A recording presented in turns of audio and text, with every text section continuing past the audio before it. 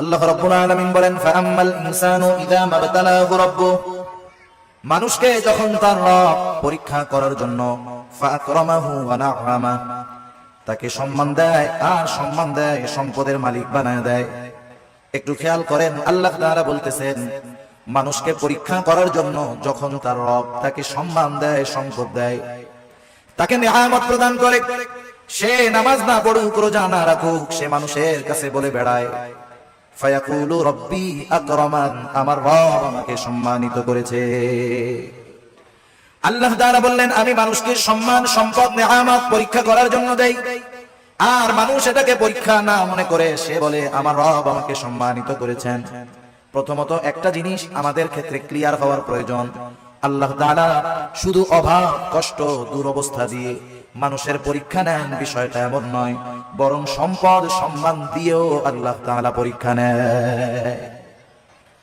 যদি এমনটা হতো সম্মান, সম্পদ মানুষের আল্লাহ তাআলার ভালোবাসার মাপকাঠি, যে যাকে আল্লাহ রাব্বুল আলামিন বেশি ভালোবাসেন তাকে মনে হয় আল্লাহ তাআলা বেশি সম্পদ দেন, বিষয়টা যদি এমন হতো, বলেন তো দুনিয়ার মধ্যে আল্লাহ তাআলার সর্বাধিক প্রিয় বান্দাদের তালিকায় কারুনের নামটা হয়ে যাইত। কারুন তো পৃথিবীর অন্যতম বড় এক ধনী ছিল। বলেন তো আপনারা সহজেই জবাব দিতে পারবেন কারুনকে আল্লাহ তাআলা ভালোবাসে নাকি? একটু জোরে বলেন না, বাসে? কারুনকে আল্লাহ তাআলা ভালোবাসে না, বরং কারুন নামটা মানুষের কাছে এত ঘৃণিত, এত অপছন্দের। দুনিয়ার কোন মানুষের যদি সন্তান হয়, সে যত গরিব হোক, তাকে যদি বলা হয় তোমাকে মাসে 1000 করে বেতন দেওয়া হবে, টাকা দেওয়া হবে, ছেলের নামটা তুমি কারুন রাখো, আপনারা কেউ রাখবেন? আপনি বলবেন আরে দিন মজুর দিয়া খাই থাকি, কারুন আমার পোলার নাম, মইরা গেলেও রাখবো। এই কারুনকে কত সম্পদ আল্লাহ তাআলা দিয়েছেন, এই সম্পদ ছিল তার জন্য পরীক্ষা।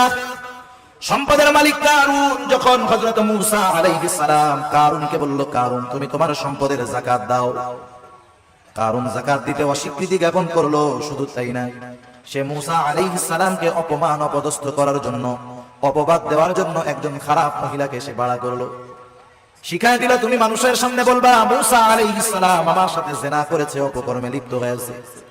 এইবার যখন কারুন এই ষড়যন্ত্র চক্রান্ত করলো, আল্লাহ তাআলা বরদাস্ত করলেন না।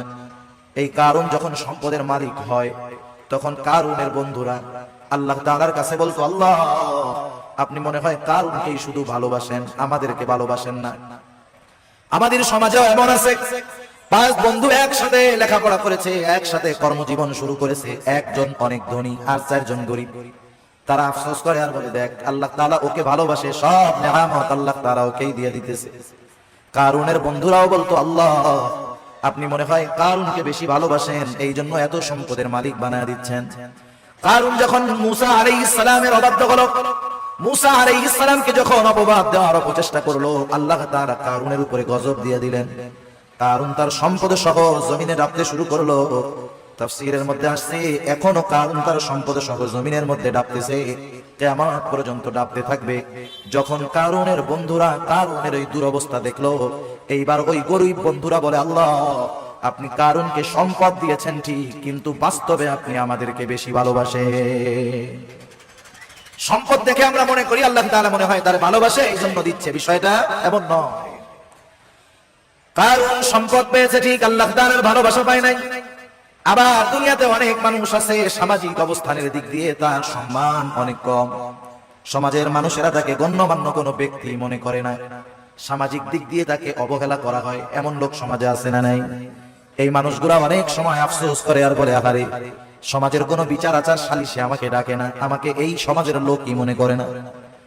হয়তো দুনিয়ায় সে দেখতেছে তার সম্মান কম, কিন্তু দুনিয়াতে আল্লাহ রাব্বুল আলামিন অনেক মানুষকে সম্মান দিয়েছেন তাদের পরীক্ষা নেওয়ার জন্য। কত সম্মানিত মানুষ ছিল ফিরাউন, কত সম্মানিত মানুষ ছিল নমরুদ, কত বড় বড় বাদশাহীর মালিক তারা হয়ে গেছে। কিন্তু বলেন তো বাদশাহী পেয়েছে ঠিক, এই সম্মান পদবীর দ্বারা আল্লাহ তাআলার ভালোবাসা কি তারা পেয়েছে নাকি? পায় নাই। যে কথা বোঝাইতে চাইলাম যে সম্মান সম্পদ কারো থাকলেই এটা মনে করার সুযোগ নাই যে তাকে আল্লাহ তাআলা ভালোবাসে। সম্মান সম্পদ